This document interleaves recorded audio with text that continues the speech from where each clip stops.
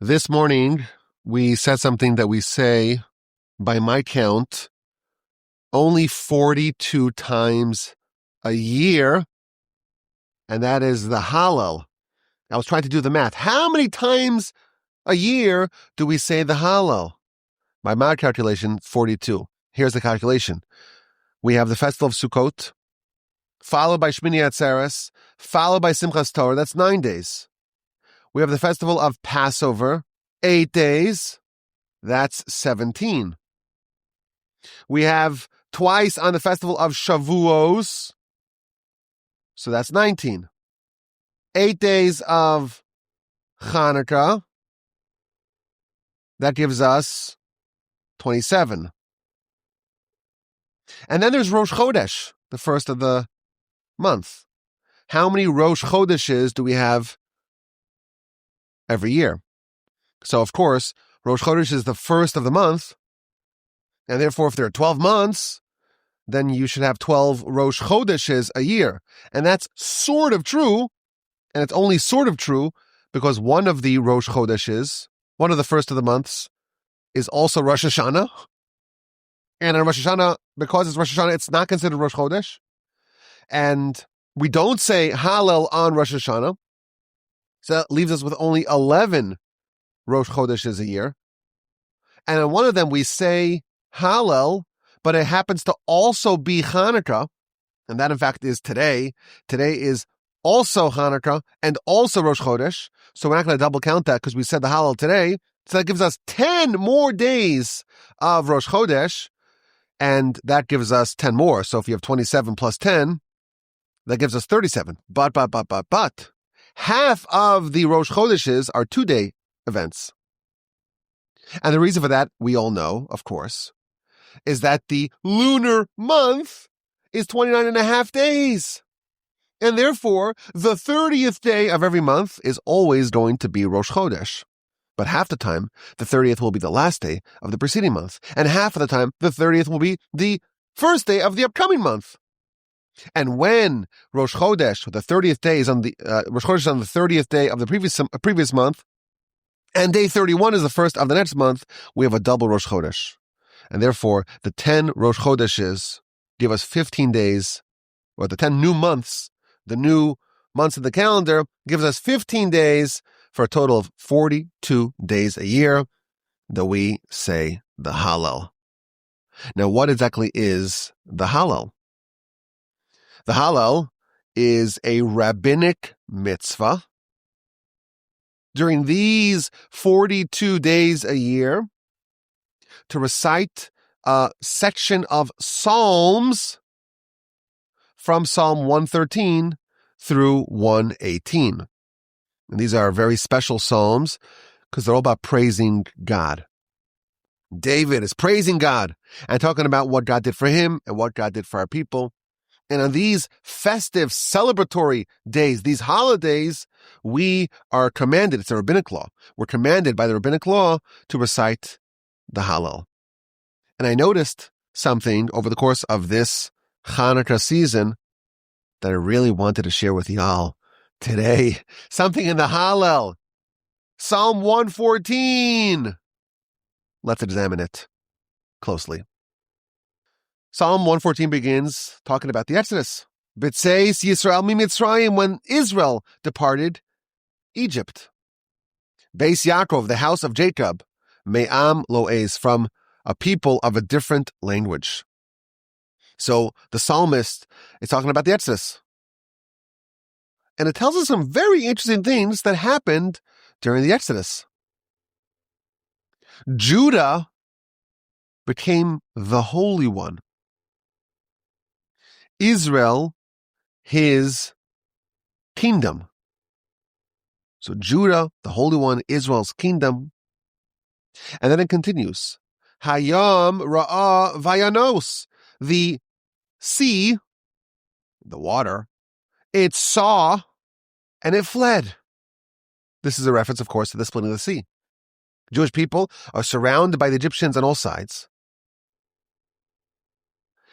And they're backed up to the water, and they're going to be slaughtered.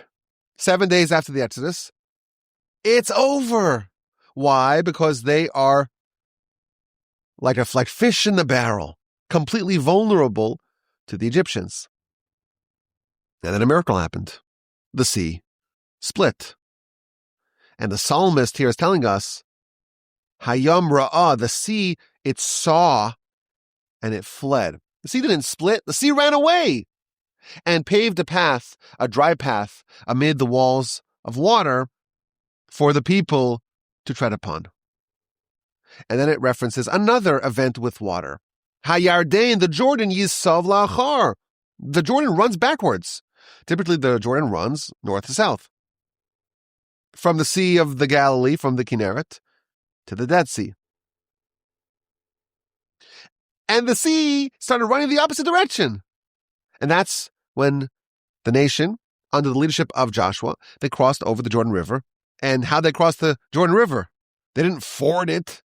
They didn't make a ferry. They didn't make a bridge. The sea split. The waters split. Amazing miracles.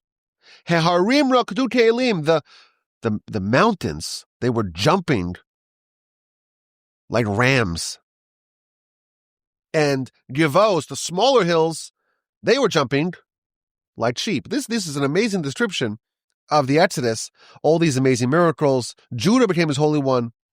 Israel is his kingdom. The sea saw and fled. The Jordan began to flow the opposite direction. The mountains, they were jumping. The hills, they too were jumping. So it's obviously a very intriguing set of passages, of verses. And I want to examine what our sages tell us about these verses. They're talking about Judah. Like, there's something about Judah that was connected to the Exodus. Judah became his holy one. We know that Judah is a very special tribe. The tribe of Judah, that's the tribe from which King David comes from. King David himself. And once King David was crowned as king of Israel, from that point forward, all legitimate Jewish monarchs are exclusively descendants of David. That was what God told Jacob. Jacob prophetically foretold. It was determined that once David was crowned, David, king of Israel, from thenceforth, only the issue of David, only the descendants of David are legitimate kings. If you have someone who's not from the family of David via Solomon, from the tribe of Judah, they are not allowed to be a king. They're not legitimate. And Judah became the Holy One with the Exodus. And then we read how the sea saw,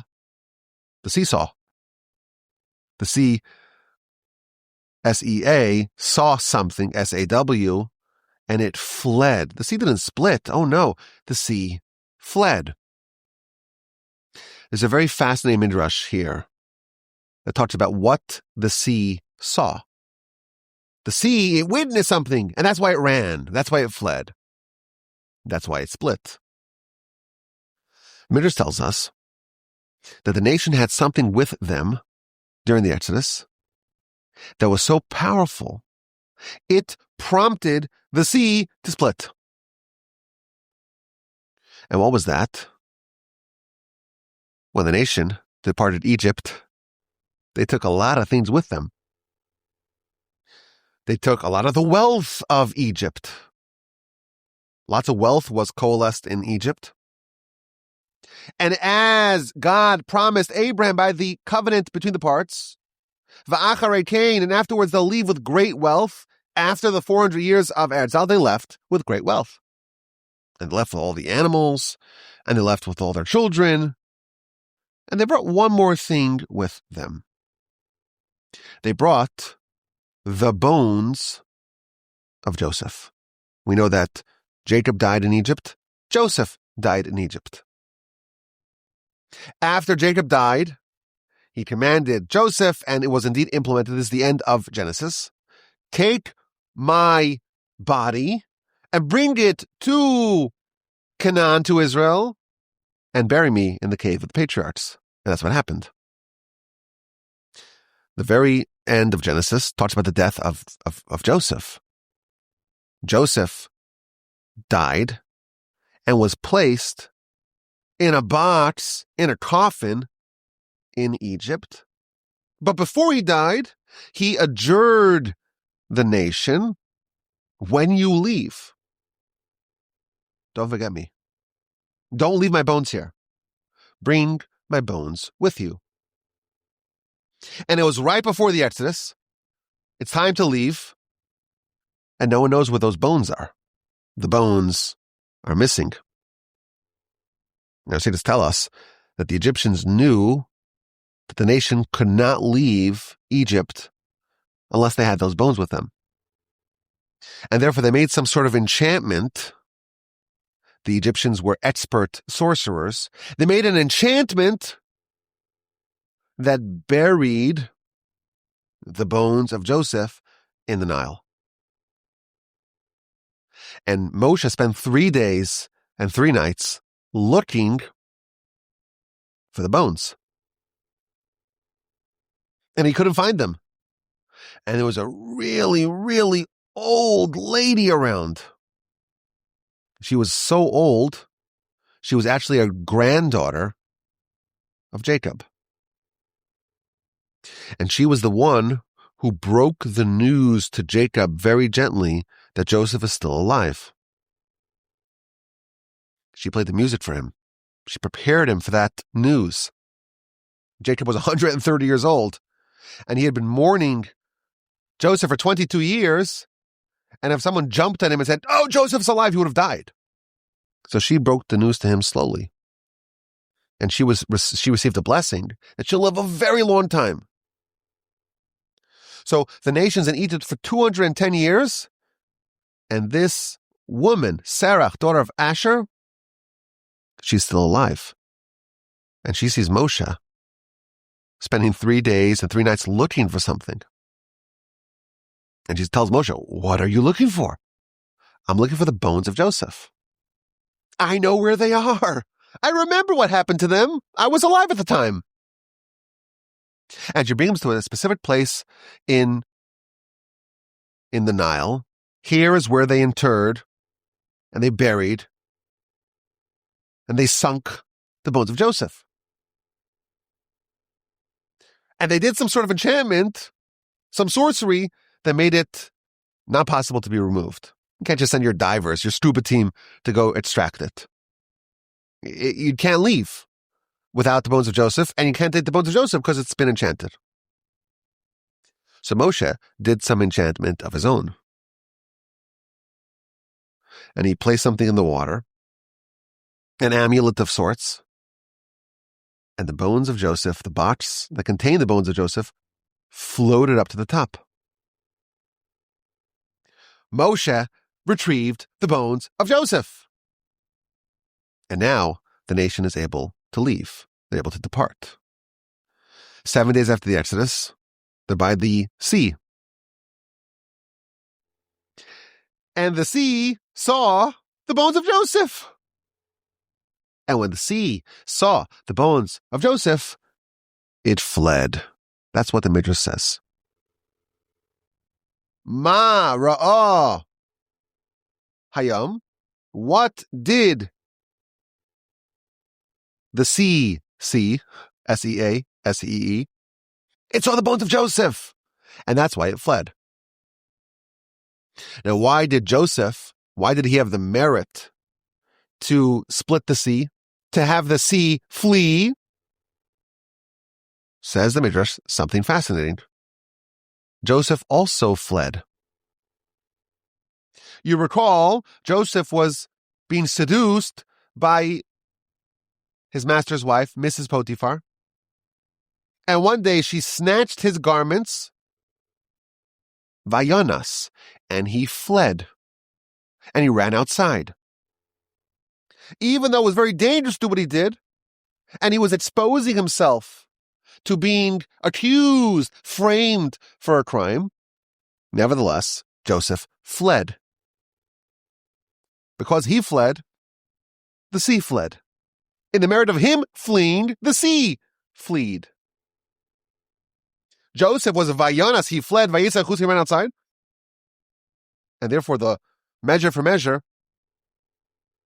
the sea saw the bones of Joseph, and it too, vayonas, it too fled. Hayam ra'a vayonas, the sea saw the bones of Joseph, and it fled. There's a fascinating insight here in the Midrash. In what merit did they merit to have the splitting of the sea, the fleeing of the sea? It was in the merit of Joseph. And specifically, Joseph overcoming the temptation posed by his master's wife. We look at what Joseph did, and it's a wonderful act of heroism, of fortitude. He had all the reasons in the world to be bitter and resentful. He's very, very far away from his family. He doesn't have that rock supporting him. He's not around Jacob and any one of his family and co-religionists. And he's in this far-flung place, and he was mistreated severely. And nevertheless, he has the strength of faith to resist. And to resist repeatedly. And when he's cornered, he flees. And that tremendous act of self-sacrifice and of faith and of indomitable spirit, that is in his bones. And when the sea sees that, the sea sees the bones of that one who fled, the sea itself fled. And the nation were able to walk in the path blazed by Joseph's heroism. There was something else that Joseph earned, says the Midrash. If you look at what happened after Joseph interpreted Pharaoh's dreams, Pharaoh showered him with all the trappings of a king. Gave him a ring on his finger, gave him a nice necklace, bedecked him with royalty, marched him throughout the city in the chariot of the king, and gave him all the power. Pharaoh says, I will be just the symbolic figurehead, but the whole nation will be subjected to you. Why did Joseph merit to be a king? Says the Midrash, because of Joseph's heroism in overcoming the temptation, in not capitulating to the temptation, in that merit, he became a king. And the Midrash goes on further and says, Pharaoh actually gave nothing to Joseph. Everything that Joseph received from Pharaoh, he earned on his own. In the merit of him overcoming this temptation, in him triumphing in this test, he merited two things: the kingdom and the merit to split the sea. He ran away. He fled. He had that strength of character to make himself vulnerable to exploitation. He had the strength of character to run away, to flee. He had the self-sacrifice to run away and to flee.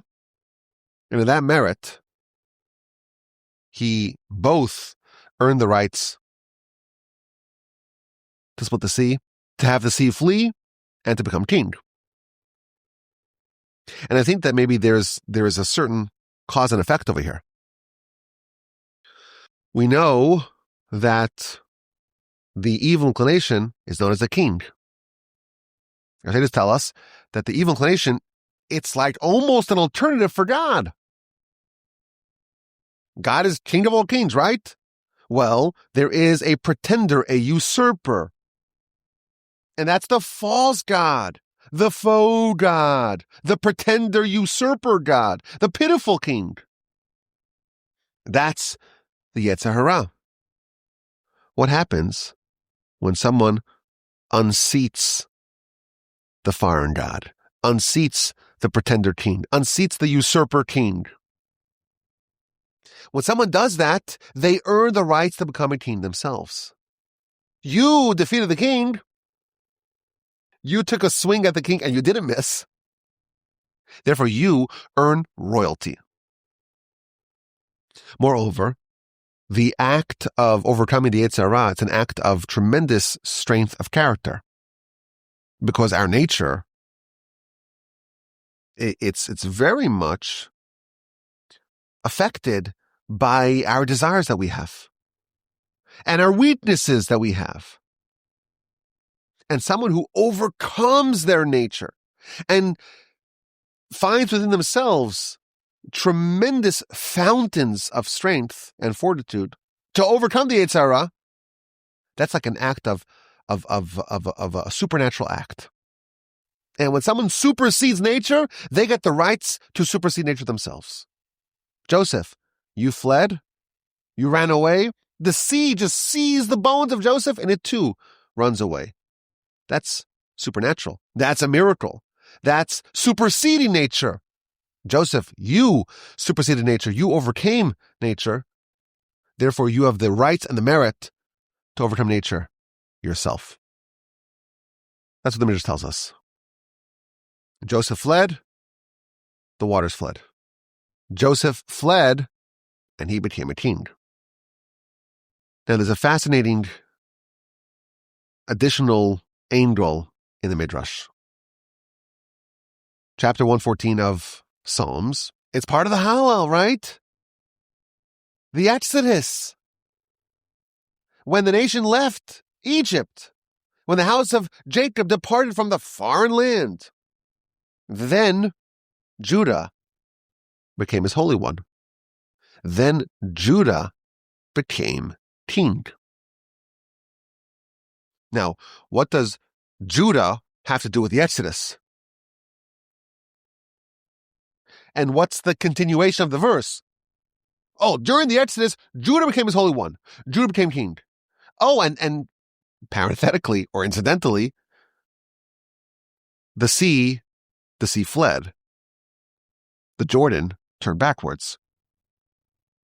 It's not immediately clear, A, what is the achievement of Judah with the Exodus, number one, and what's the connection, what's the continuation in the successive verses that, Judah, during the Exodus, he became a holy one. He became the king. And then the sea saw and it fled.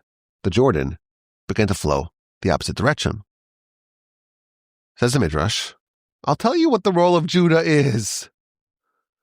We have a hard time thinking about or finding in our head what outstanding role Judah had, or the tribe of Judah had, during the Exodus. We know that Moshe and Aaron, they were from the tribe of Levi. And they were the leaders of the nation. Where did a leader of Judah achieve anything exemplary during the Exodus? So the Midrash tells us something fascinating. Judah indeed is the tribe of the monarchy. Once David was crowned king of Israel, subsequently only the family of David from the tribe of Judah, that's the only legitimate kings. In fact, even the Hasmoneans were viewed very suspiciously by the masses of the nation, because they assumed kingship. That's the Hasmonean dynasty, the Maccabees. But they were Kohanim, they were priests, and therefore they're from the tribe of Levi. So they're not really considered to be legitimate kings, because only Judah, the tribe of Judah from the family of David, that's the only legitimate kings. When did Judah earn that designation? What did Judah do? What did the tribe of Judah do to be meritorious, deserving of kingship? So the Medrash trying to figure out, says, Judah, in the episode of Judah and Tamar, he admitted that he was the guilty party. Maybe that's why he became king. No, that's not it. Well, when Joseph was thrown into the pit filled with snakes and scorpions, and Judah said, we can't kill him, we have to sell him as a slave. Maybe that's when Judah became a king. No, that wasn't it.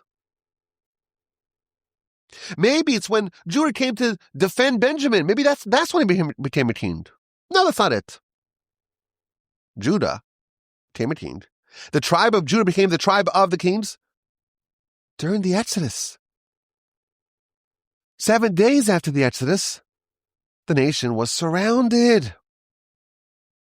Egypt was encircled. Egypt had encircled the nation. And their backs were up against the water. And Moshe's praying. And God says, why are you praying? Tell the people to go. Go where? You have the world's most talented and vicious army surrounding you on all sides, and you're backed up against the water. There's a raging sea. Go. Daber el ha'am v'so. Tell the nation to go. So Moshe tells the nation to go. And everyone says, well, where are we supposed to go? We're supposed to run into the bayonets?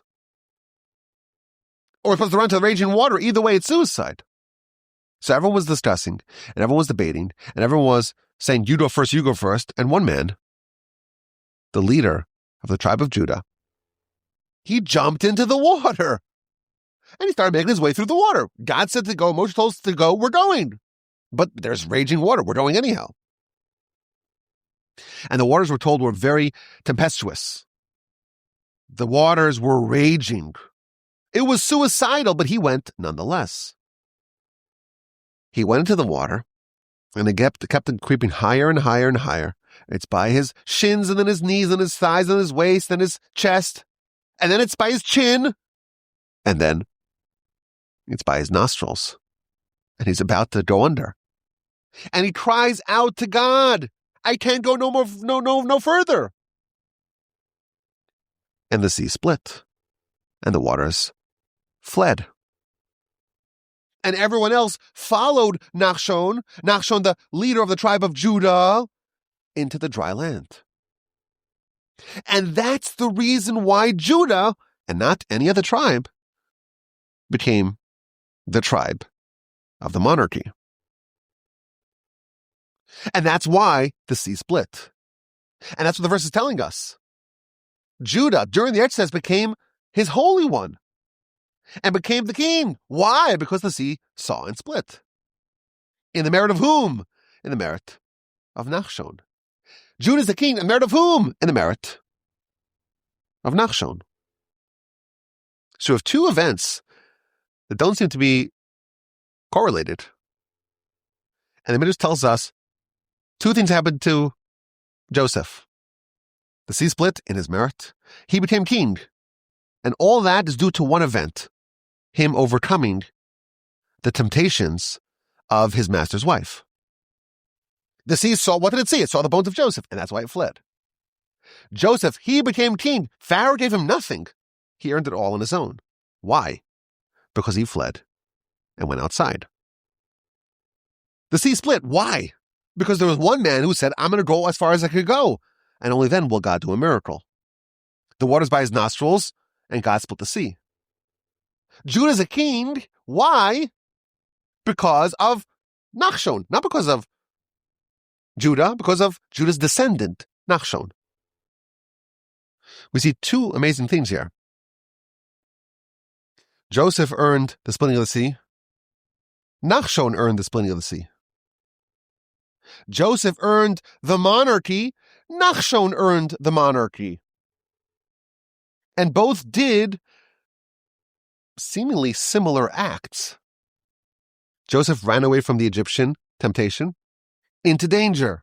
Nachshon ran away from the Egyptians into danger. Both did an act of tremendous self-sacrifice, choosing danger because that's what God wanted of them. Both summoned supernatural strength, and both earned the splitting of the sea and the monarchy. Judah became his holy one. When? During the Exodus. The sea split. In the merit of whom? In the merit of Judah, in the merit of Nachshon. And this is referring to both Judah and Joseph. Now we know, of course, there's some deeper subtext over here. There are really two families of kings amongst our nation. There's that of Joseph. He was a king of Egypt. And there's Judah. They're the king of Israel. And we know that we are anticipating Messiah, King Messiah. Talmud tells us there are two Messiahs. Messiah ben Joseph, the King Messiah from that family, from that tribe. And there's Messiah ben David, Messiah from the tribe of Judah. Two kings, two messiahs. And the origin story of both of those dynasties are featured here by the Exodus, by the splitting of the sea, are due to these monumental, exceptional acts of bravery and valor and courage. Joseph leaves his garments behind. He flees. He runs outside, notwithstanding the danger. And he suffered tremendously as a result. He was 12 years imprisoned as a result. But that act earned the splitting of the sea, and that act earned the monarchy. Nachshon, everyone is fearful. Everyone's waiting. Everyone's vacillating. Everyone's waiting for someone else to take that tremendous act. He jumps in. He doesn't talk. He doesn't negotiate. He doesn't wait. He doesn't ask. He jumps. The water reaches his nostrils. The sea splits in his merit. Kingdom is given to Judah in his merit. I want to suggest kind of an idea. It's a bit of a subtle idea, but that's where we're at here. What is a king? What is the role of a king? A king is someone who opens doors, who knocks down fences, who breaks through obstacles. A king is described in our literature as the heart of the nation.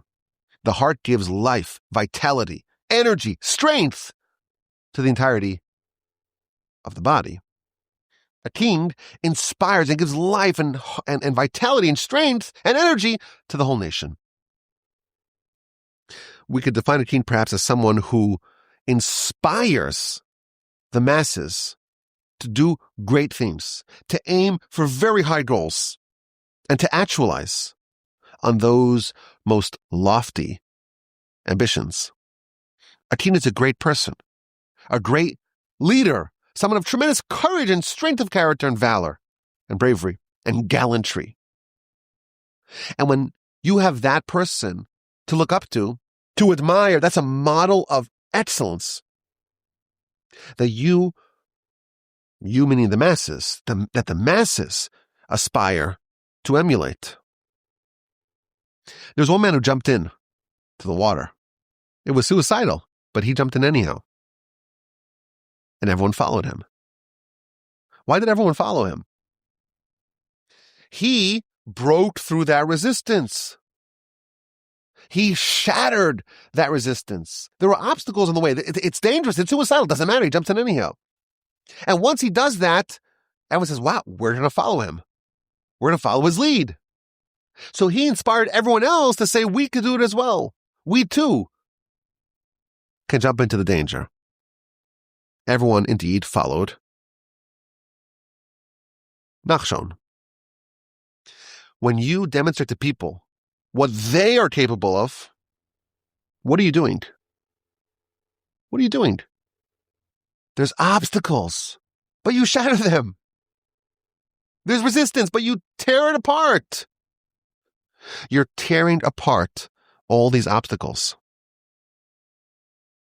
That gives you the ability to tear apart obstacles yourself.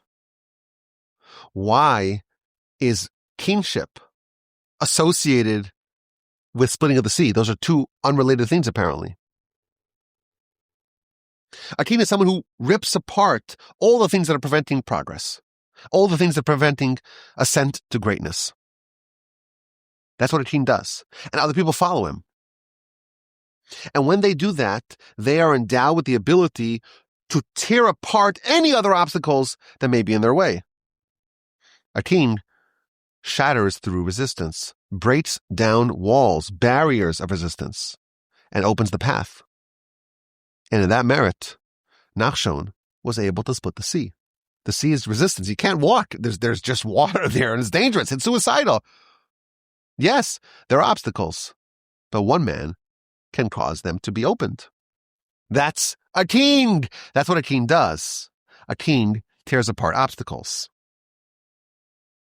Now, there's a big difference between Joseph and Nachshon. Joseph's valor, Joseph's heroism, Joseph's strength of character, and Nachshon's. Who was present when Nachshon did his heroic act? Literally the entire nation. There wasn't a single person left behind. Every single member of this great nation was present. In fact, this was like the first time that they were all present. By contrast, Joseph, he was alone. He was by himself. There wasn't another Jew within 500 miles of Joseph. They both did very similar acts, but there's a very different setting to Joseph's act versus to the nation's. And notwithstanding the fact that no one was watching Joseph, his act of heroism and valor, that earned him the right to be king.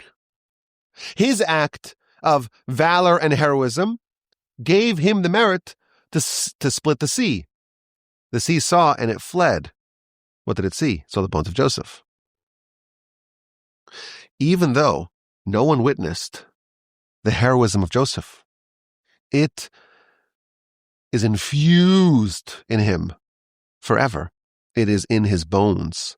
100 plus years after the Exodus, those bones are still so powerful to cause the sea to flee.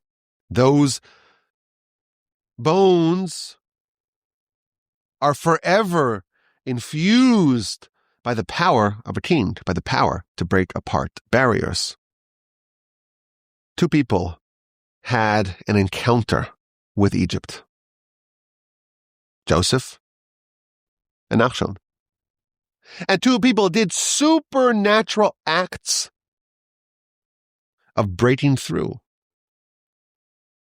of overcoming, of resisting, of not capitulating and yielding to Egypt. They ran away into the danger, into the unknown, into the abyss. We too will have our encounter with Egypt. Egypt is symbolic of the Yetzer Hara, the evil inclination. And over the course of these 42 days, we read about two models of exceptional, exemplary excellence in what to do when we encounter Egypt. Joseph and Nachshon, they both did tremendous acts of valor, and that inspires us to do the same. We read about these people, read about what they did, read about the tremendous continuity, eternality of their heroism. Today, it's been thousands of years since the Exodus. I think by our count it's 3,336, 37. It's a long time. And if there's a king amongst us, only if they come from one family are they legitimate. Why? Because of Nachshon, because of his heroism. There is another king, Messiah ben Joseph. And why is that? Why is that legitimate? Because of an event that happened 150 years prior to that event. When someone overcomes Egypt, when someone is able to summon that strength of character, that fortitude, that intestinal fortitude, and being willing to risk everything in order to not yield, to not give in, what they earn lasts forever. And that's an inspiration to all of us. We don't have any teams today, but we have these stories that we read about during these days that we can aspire to accelerated excellence. We read about Judah and the scion of Judah, Nachshon, the forebear of all the kings of Judah. Read about what he did, and that led to the splitting of the sea. He tore away the resistance, and he was able to tear away the waters. And Joseph, the founder of the other monarchy, he too is a king. He too is someone who inspires us to accomplish fantastic, wonderful, great things. And he too is able to tear away the resistance. These are models for us to emulate. Our life, we're still wrangling with Egypt a little bit. We're still tussling with these other forces. We too have to have our showdown, our encounter with the false god, with the Yetzer Hara. And we have now models of whom to emulate. And I think specifically during these days where we have the greatest opportunity to achieve a quantum leap in our development, let us be inspired by these kings, by these twin monarchs, Judah and Joseph and Nachshon. Joseph was all alone. And maybe when we're all alone, we don't think that our actions matter. But until today, the bones of Joseph carry that power with them. And until today, there is monarchy, there's kingship associated with Joseph. And when everyone else was scared, one man jumped in. And until today, that act reverberates the world over. These are days that we're supposed to improve, elevate, upgrade ourselves. And one of the ways that we do that, as I just tell us, is by reading the Hallel. And the Hallel, it's an absolute chock full of delight.